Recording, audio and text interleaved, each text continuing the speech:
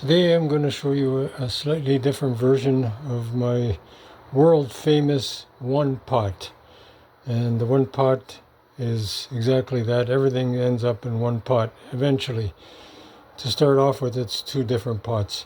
So this is the basics, and you can improvise here, use whatever you want. This is one that I like. So a can of chickpeas, can of red beans or white beans, can of pigeon beans. Now you can substitute other kind of beans, lima beans, fava beans, any kind of bean you want. So this particular quantity will make about roughly seven portions, decent sized portions, 2 onions, and about 10 carrots. These are thin carrots, so you might want to use less carrots, or if they're the bigger, thicker carrots. And I've got about 10, 1, 2, 3, 4, 5, 6, 7, 8, 9, 10, 11 potatoes. These are not huge potatoes, so this should work. Some pasta, and start off with some frozen chicken. Obviously fresh is good too. And what we're going to do first is start by putting the frozen chicken to defrost. If yours is defrosted, you can skip this step, obviously. While the chicken is being defrosted, put some water in a big pot and start boiling it. The amount of water you use will depend on the size of the meal, the one pot meal that you want to make in total. So the amount of water should hold all the potatoes and carrots, onions, all submersed. So you don't want to have too much water, but you don't want it dry also. So this is going to take some experimenting, but you can gauge depending on how many potatoes you use and carrots. They have to fit inside this pot of water, submersed. So I've chopped up the potatoes, and you can see how they're submersed in here. You want to make them small enough, bite-sized portions. And now I'm going to chop up the carrots. I've chopped up the carrots, and I've cleaned the carrots. I don't peel the potatoes. I put the potatoes in with the skin. Got some nutritional value. With the carrots, you're just getting rid of any oxidation from in the skin of the carrots. But for the potatoes, it's the entire potato. So you see the potatoes and the carrots are submersed in the water, and that's important because eventually you're going to be pouring this whole pot into a bigger pot, and you want to make enough water so that your one pot is slightly soupy, not too soupy. But if you don't have enough water, it's going to be too dry. If you have too much water, it's going to be too watery. So by this point, just going to let it boil. Not going to add the pasta yet. The pasta doesn't take long to cook. The potatoes and the carrots take much longer. and soon my chicken will be defrosted and I can begin the next phase. Stay tuned. The chicken has been cut, and you cut it into small enough cubes. I've only got, I think, 4 or 5 boneless chicken thighs here. Would have been a little bit better to have more for a large portion that I'm going to be making, but this is what I have. So in this other big pot, there's a bigger pot, I've got some canola oil and it's heating up. Just make sure it's nice and hot because I want that chicken to be seared as soon as I dump it inside the big pot. So here we go.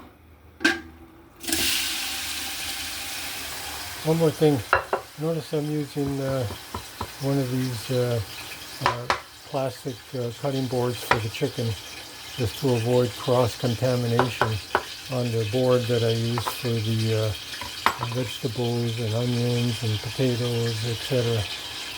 So, you can hear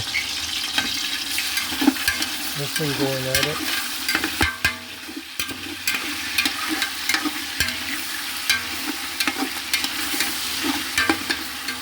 Real fast it's getting browned out, which is what you want. You want a quick sear to seal the juices within the chicken.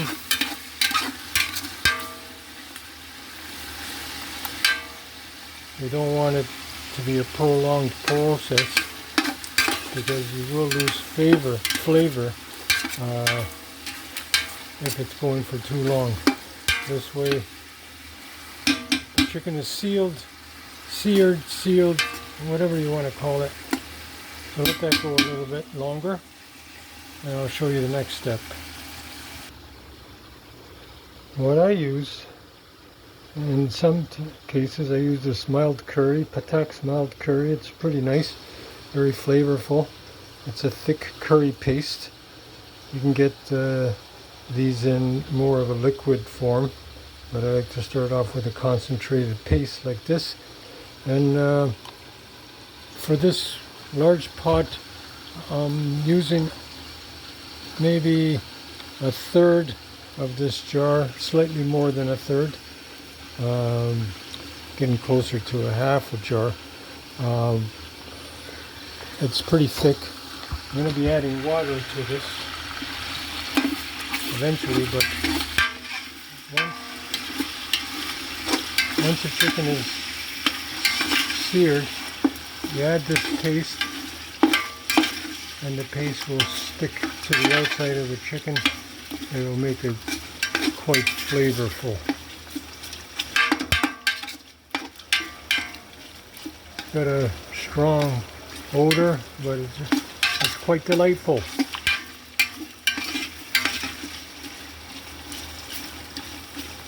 So let that go. It's still the same heat level as it was when I was searing the chicken. Soon I'll be backing off on the heat. Otherwise you're going to burn everything.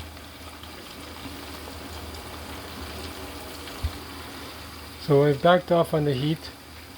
Now this thing is going to need some water. The water I'm going to use is from here. By the way, this is filtered water from my faucet that filters. It does make a difference, so if you can, use filtered water. So enough water in there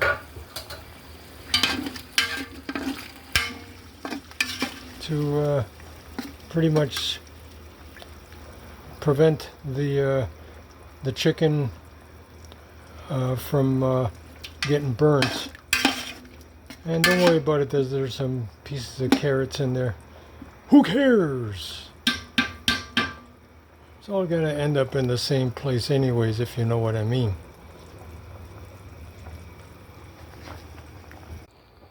Before we go any further, we should put in the chopped onions. I've got 2 large onions,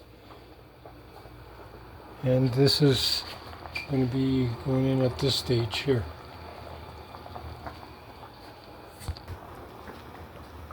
Onions are in, and remember the heat is still fairly low. If you look at my heat here, it's hard for you to see it, but it's there. It's just a very slow simmer heat. It's not really to cook anything, but just to keep things warm and let the flavors infuse themselves into the chicken and the onions.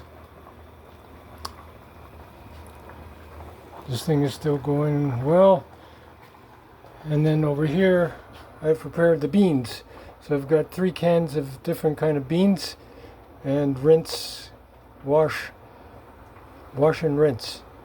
I think that's the order that has to be done, not rinse and wash. You know what I mean?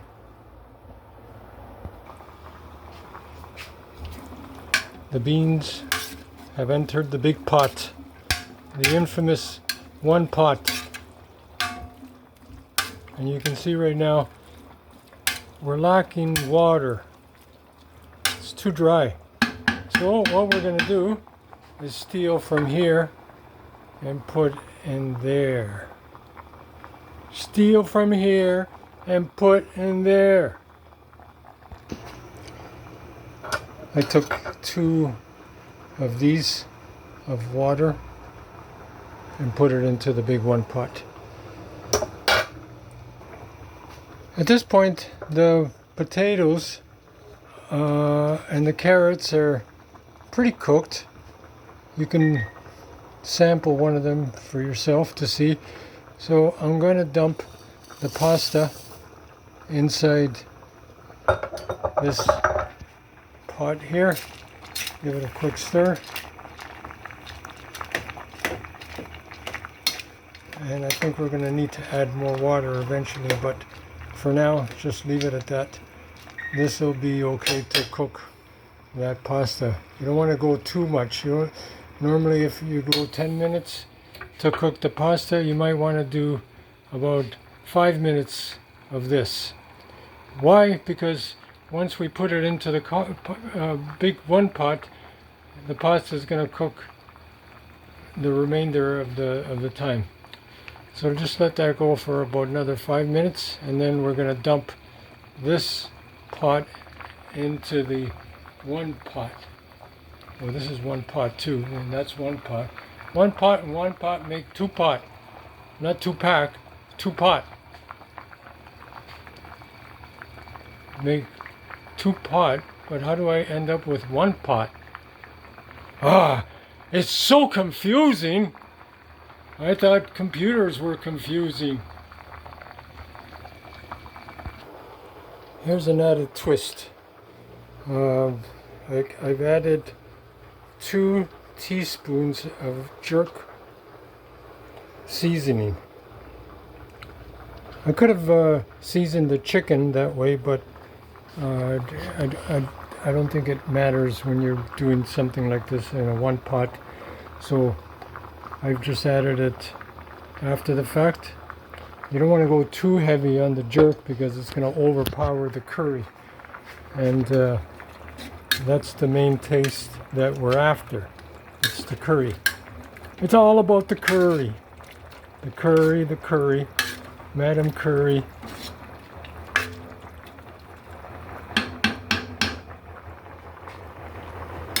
And this guy's doing just fine. And now I'm gonna dump this thing in there. I'll be back and I'll show you this glorious one pot that we're making here. Everything is in the one pot now, and you can see it's getting pretty thick in there. I think I'm gonna have to add a little bit more water because I'm gonna be letting it cook for a little while longer, and that water is gonna evaporate.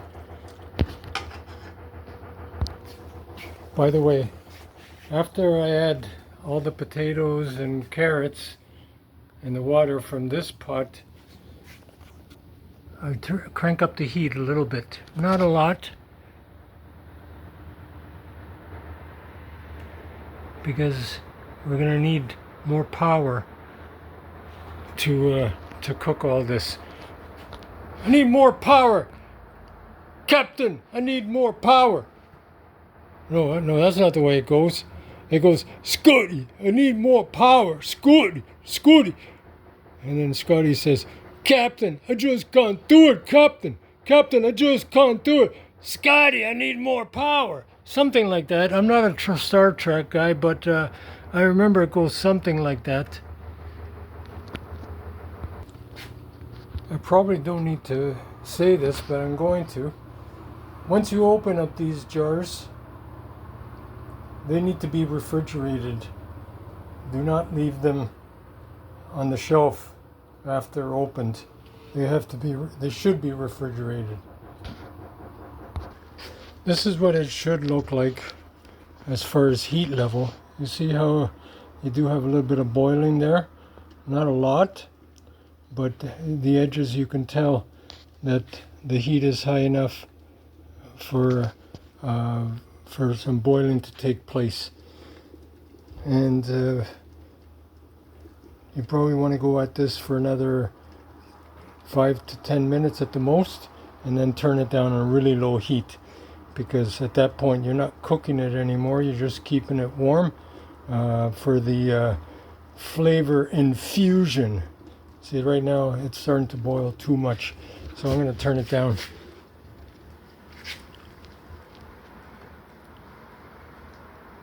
Let me turn off this light so you can see better the flame. So you can see the flame just barely there. Just barely there, which is what we want. What I've done is I've added about 3/4 cup of water, nice filtered water, into the one pot, and that's the type of consistency that I'm looking for. I want it anyways, soupy, not too dry, not too sloppy, easy to eat,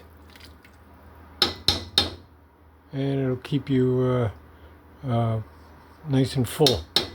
So I'm just going to let that sit a little bit longer at that heat, and then I'm going to turn the heat off entirely and let its own heat cook the rest. It's got heat built up inside that pot with all the water. The water has heat. The heat of the water will cook the rest of the food to the point where it's just perfect. Perfect, I tell you, perfect.